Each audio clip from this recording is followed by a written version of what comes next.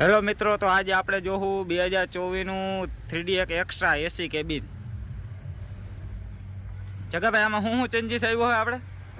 Hello મિત્રો, good morning. આ અત્યારે ન્યૂ લેટેસ્ટ મોડલમાં એસી મોડલની ટેન્ક બતાવું તમને. જો ચેન્જીસ થઈ ગઈ છે. આનું ફિલ્ટર આગળ આવતું એની જગ્યાએ પાછળ આવી ગયું છે અને ટાંકીની સાઇઝ ચેન્જ થઈ છે. પ્લસ આ બાજુ આવો,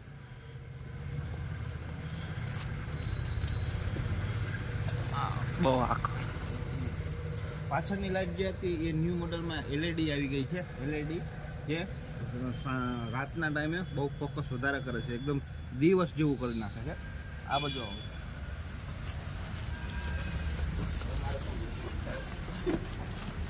અને બીજું આમાં જે સાઈડ ગાર્ડનો હવા જે પંખો ફરતો હતો ને હવા જે બહાર ફેંકી દેતી ને પરફેક્ટ કુલિંગ નહોતું થતું, એની જગ્યાએ ગાર્ડ લગાડી દીધેલા હે, જેથી મશીન બહુ કુલિંગ ઠંડુ રહે. બાકીનું મિત્રો બધું હવે તમને નરેશભાઈ કહે છે. જે તો મિત્રો હાલો આપણે આમાં જાણ્યું એસીમાં શું ચેન્જીસ આવ્યો હોય.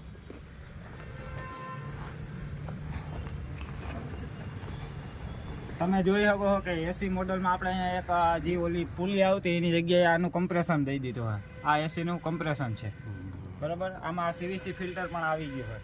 આ ગેસનું ફિલ્ટર છે, ઘણા લોકોને એ પણ નથી ખબર. રેડી? હવે કેબિન અંદર આપણે જોયું શું ચેન્જીસ આવ્યો હોય. ચેન્જીસ આવી જાઓ, અહીંયા અંદર આવી જાઓ.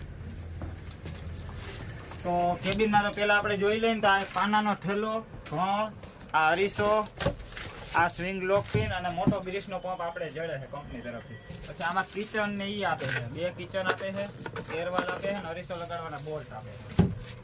પછી આ એસી કેબિનમાં આ એક અહીંયા સીટ આવતી એની જગ્યાએ આપણે પ્રોપર બ્લોવર દાઈ દીધો. એસીનું ફિલ્ટર વગેરે એ કંઈ આવે એ. એસીના 6 કમ્પાર્ટમેન્ટ આપેલા છે, ટોટલ 6 કમ્પાર્ટમેન્ટ. હવે આપણે એસી ચાલુ કરીને ચેક કરીશું.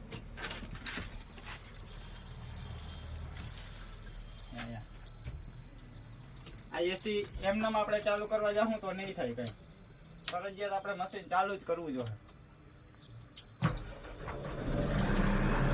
આ ચાલુ કર્યું છે જગદીશભાઈ, જોજો એસીની ચાપ. આ ચાપ ચાલુ કરવાની એટલે કુલિંગ વધુ આવે. આ એક ઉપર થઈ છે એસી ચાલુ, પછી આ 2 ઉપર અને આ 3 ઉપર. બરોબર, એસી આપે છે કુલિંગ 1 બરોબર આપે છે. તો દોસ્તો એ રીતના આપી દીધા. આ એસી નો આખો